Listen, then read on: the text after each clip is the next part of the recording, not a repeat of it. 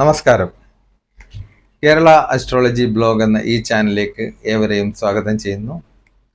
ഇന്ന് 21/6/2024 വെള്ളിയാഴ്ച ദിവസം, കൊല്ലവർഷം 1199, മിഥുനമാസം 7-ാം തീയതി, നക്ഷത്രം തൃക്കേട്ട. ഞാൻ അജയനാരായണൻ. ഇന്ന് ഞാൻ പറയാൻ പോകുന്ന വിഷയം യോഗയെക്കുറിച്ചാണ്. ഇന്ന് ലോകത്ത് യോഗ ദിനം ആചരിക്കുന്ന ഈ സന്ദർഭത്തിൽ യോഗയെക്കുറിച്ച് കുറച്ച് കാര്യങ്ങൾ സംസാരിക്കാൻ വേണ്ടിയാണ് ഈ വീഡിയോ ചെയ്യുന്നത്.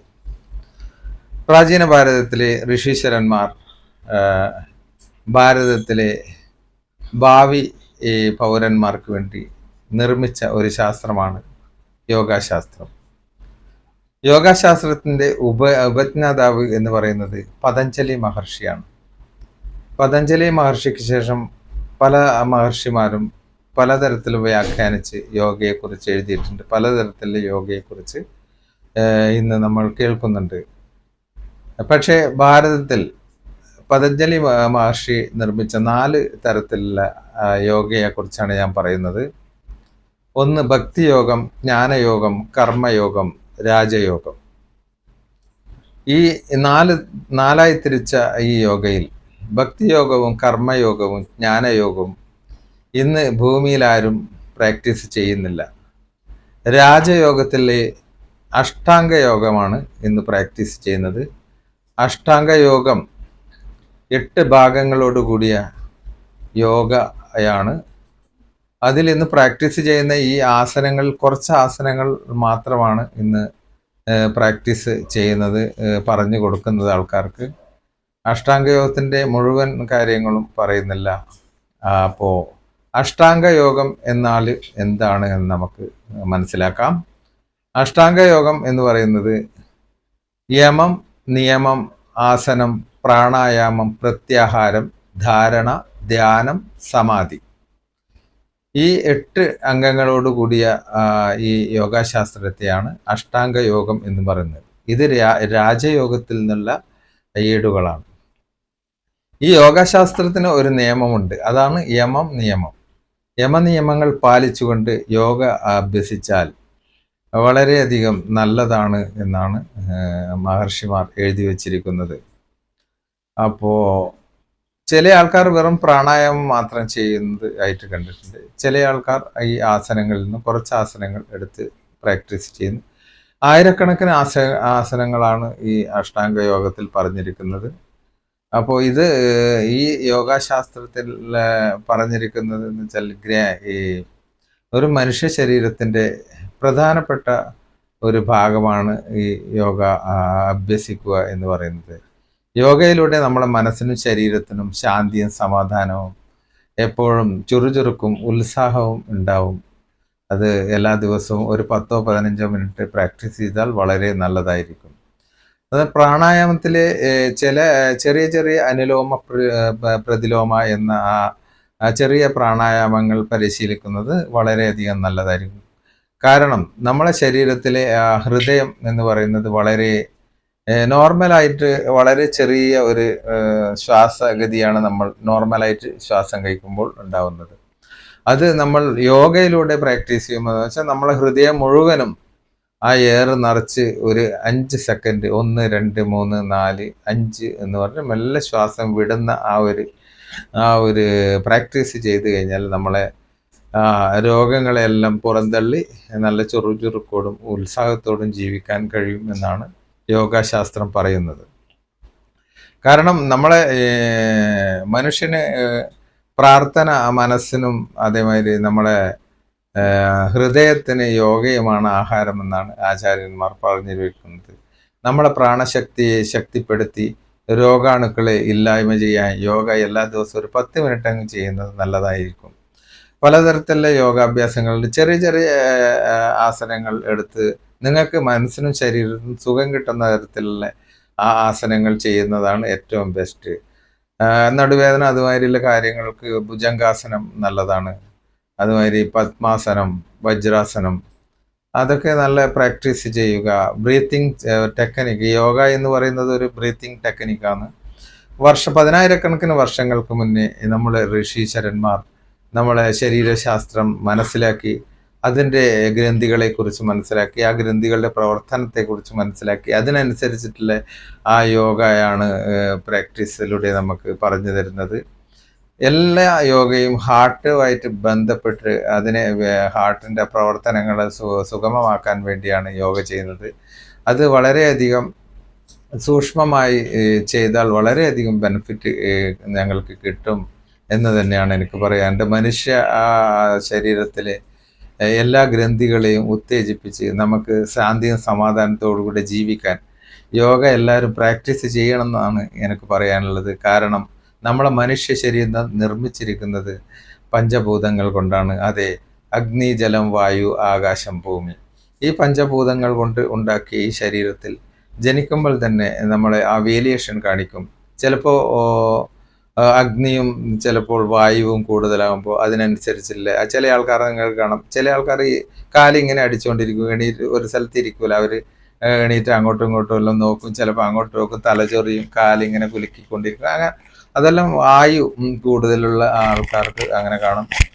അതുപോലെ ഈ ഭൂമിയും ജലവും കൂടുതലുള്ള ആൾക്കാർ വളരെയധികം മടിയന്മാരായിരിക്കും. അവർ വീട്ടിൽ മോഷണം നടക്കുന്നുണ്ടെന്ന് പറഞ്ഞാൽ പോലും അവർ എഴുന്നേറ്റ് പോയിട്ട് നടക്കുന്നുണ്ട്, അങ്ങനെ നടക്കട്ടെ. അങ്ങനെ ഈ ത്രിദോഷം കൊണ്ടുണ്ടാകുന്ന രോഗങ്ങളെല്ലാം ഈ യോഗാഭ്യാസത്തിലൂടെ നമുക്ക്, ആ പരിശീലനത്തിലൂടെ നമുക്ക് ഒരുവിധമൊക്കെ മാറ്റി വെക്കാൻ പറ്റും. ആയുർവേദത്തിൽ പറയുന്ന ത്രിദോഷങ്ങൾ, ഈ പഞ്ചഭൂതങ്ങളായ ഈ ശരീരത്തിൽ ഭഗവാൻ ജനിക്കുമ്പോൾ തന്നെ നമുക്ക് രോഗത്തോടു കൂടിയാണ് നമ്മളെ സൃഷ്ടിക്കുന്നത്. അപ്പോൾ അതിനെ ഒരു ലെവല് ആക്കി കൊണ്ടുവരാൻ യോഗയിലൂടെ സാധിക്കും. എല്ലാ ശരീരത്തിലും രോഗങ്ങളുണ്ട്. ത്രിദോഷങ്ങൾ, ഈ വേരിയേഷൻ അനുസരിച്ചിട്ടുള്ള രോഗങ്ങൾ നമുക്കുണ്ടാവും. എല്ലാ രോഗാണുക്കളും നമ്മുടെ ശരീരത്തിലുണ്ട്. അപ്പോൾ പുറത്തുനിന്ന് എല്ലാ രോഗാണുക്കൾ വന്ന് അതിനെ ഒരു പോസിറ്റീവായിട്ട് കൊണ്ടുവരുന്നതിന് പകരം നമ്മൾ യോഗയിലൂടെ, നമ്മൾ ഒരുപാട് ബ്രീത്തിങ് ടെക്നിക്കിലൂടെ നമ്മളെ പ്രാണശക്തിയെ ശക്തിപ്പെടുത്തി ഈ രോഗാണുക്കളെ തടഞ്ഞു നിർത്തി നമ്മുടെ ശരീരം സൂക്ഷിക്കാൻ എല്ലാവരും ശ്രദ്ധിക്കണം എന്നാണ് എനിക്ക് പറയാവുന്നത്. വലിയ വലിയ ശീർഷാസനങ്ങളും അതുമാതിരി വലിയ വലിയ ആസനങ്ങളൊന്നും ചെയ്യാണ്ട് സിമ്പിളായിട്ടുള്ള ചെറിയ ചെറിയ ആസനങ്ങളിലൂടെ നിങ്ങൾക്ക് സമാധാനത്തോടും ശാന്തിയോടും ജീവിക്കാൻ കഴിയും എന്ന് തന്നെയാണ് പറയുന്നത്.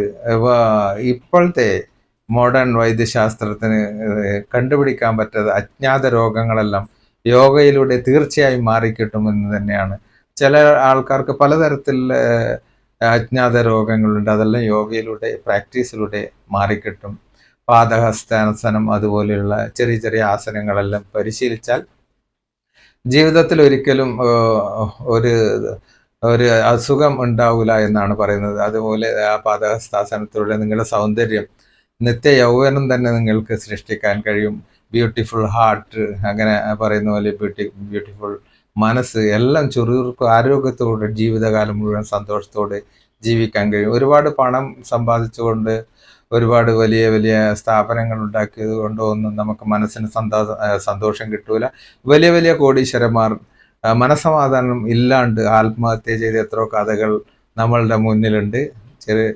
അതുപോലെ തന്നെ നമ്മളെ ഈ ഭാരതത്തിലെ ഈ യോഗാശാസ്ത്രം വിദേശികളും ഇവിടുന്ന് അതിൻ്റെ മഹത്തരമായ പുസ്തകങ്ങൾ അമേരിക്കയിലും മറ്റ് യൂറോപ്പ് മറ്റ് രാജ്യങ്ങളും ഓസ്ട്രേലിയയിലും കൊണ്ടുപോയി അവരെ പൗരന്മാരെ പ്രാക്ടീസ് ചെയ്യിപ്പിച്ച് വളരെയധികം ആരോഗ്യവാന്മാരായി, വളരെ സുന്ദരന്മാരായി, ജയിലുകളിലെ ക്രൂരന്മാരായ ക്രിമിനലുകളെ പോലും യോഗ പഠിപ്പിച്ച് നല്ല മനുഷ്യരാക്കി പുറത്ത് കൊണ്ടുവരുന്ന കാഴ്ച നമ്മൾക്ക് കാണാം. നമ്മളെ ഭാരതീയർ യോഗ പഠിക്കാൻ വേണ്ടി അമേരിക്കയിൽ പോകുന്ന കാഴ്ചകളും നമുക്ക് കാണാം. കാരണം നമ്മളെ യോഗ പിറന്ന ഈ രാജ്യത്ത് നിന്നും അമേരിക്കയിൽ പോയിട്ട് യോഗ പ്രാക്ടീസിന് പോകുന്ന ആൾക്കാരെല്ലാം കണ്ട അമേരിക്കക്കാർ എന്താ പറയുന്നത്, നമ്മളോട് ചോദിക്കുന്നത് beautiful yoga, you must do yoga, you do practice yoga beautiful. അതുപോലെ തന്നെ യോഗയെക്കുറിച്ച് പറയുമ്പോൾ yoga like music, rhythm of the body, melody of the mind, harmony of the soul, create symphony of the life when delving into the subject of yoga. അങ്ങനെ പല പ്രയോഗങ്ങളും ഇംഗ്ലീഷുകാർ നമ്മളുടെ സാധനം തന്നെ എടുത്ത് പ്രയോഗിക്കുന്ന ഒരു കാലഘട്ടമാണ് ഇത്.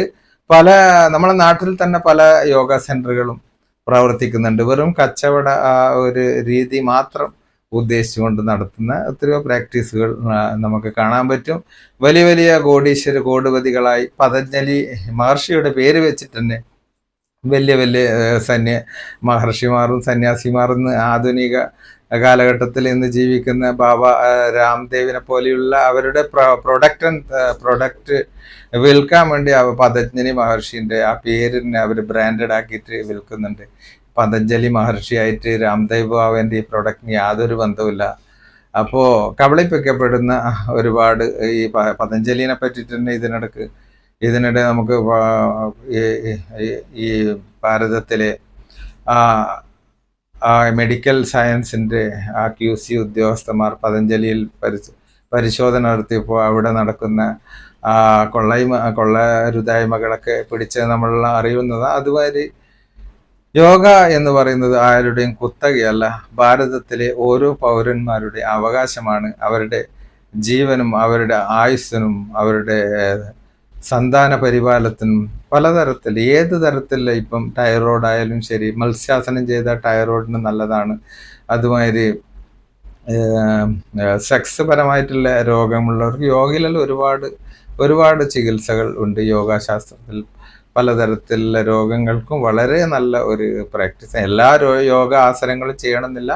നിങ്ങൾക്കറിയാവുന്ന, നിങ്ങൾക്ക് മനസ്സിനും ശരീരത്തിനും സന്തോഷം തരുന്ന 1 or 2 യോഗ നിങ്ങൾ ഡെയിലി പ്രാക്ടീസ് ചെയ്താൽ അതിൻ്റെ ബെനിഫിറ്റ് നിങ്ങൾക്ക് ഉപയോഗിക്കാൻ പറ്റും. അതിൻ്റെ തിരിച്ചറിയാൻ പറ്റും. നിങ്ങൾ വെറുതെ കൃത്രിമമായ ഭക്ഷണം, അതേമാതിരി പോയ്സൺ അടങ്ങിയ ഭക്ഷണങ്ങളെല്ലാം സ്ഥിരമായിട്ട് കഴിക്കുമ്പോൾ അതിനെ പ്രതിരോധിക്കണമെങ്കിൽ നമുക്ക് യോഗ ചെയ്തേ പറ്റൂ. അല്ലെങ്കിൽ ഡോക്ടർക്ക് വെറുതെ കാശ് കൊണ്ട് കൊടുക്കേണ്ടി വരും. ഡോക്ടർമാരും അതുമാതിരിയുള്ള ഈ ഡ്യൂപ്ലിക്കേറ്റ് മരുന്നുണ്ടാക്കുന്ന ആൾക്കാരെല്ലാം വലിയ കോടീശ്വരന്മാരായി നമ്മളെ മാർക്കറ്റിൽ വിലസുമ്പോൾ നമ്മൾ വെറും രോഗികളായി ഇവിടെ ജീവിക്കേണ്ട ഒരു ഗതികേട് വരും. അപ്പോൾ എല്ലാ ഭാരതീയരും ഋഷീശ്വരന്മാരുടെ ഈ മഹത്തായ യോഗ പ്രാക്ടീസ് ചെയ്ത് ആരോഗ്യ സംരക്ഷണം നടത്തുക, അത് പ്രാക്ടീസ് ചെയ്യുക, എല്ലാവരിലും അത് എത്തിക്കുക എന്ന് മാത്രമേ എനിക്ക് പറയാനുള്ളൂ. എല്ലാവർക്കും ദൈവം അനുഗ്രഹം ചൊരിയട്ടെ എന്ന് ആശംസിച്ചുകൊണ്ട് തൽക്കാലം നിർത്തുന്നു. എൻ്റെ ഈ വീഡിയോ ഇഷ്ടമായാൽ എല്ലാവരും ലൈക്ക് ചെയ്യുക, കമൻറ്റ് ചെയ്യുക, ഷെയർ ചെയ്യുക, സബ്സ്ക്രൈബ് ചെയ്യുക. എല്ലാവർക്കും നല്ലത് വരട്ടെ. ശംഭോ മഹാദേവ.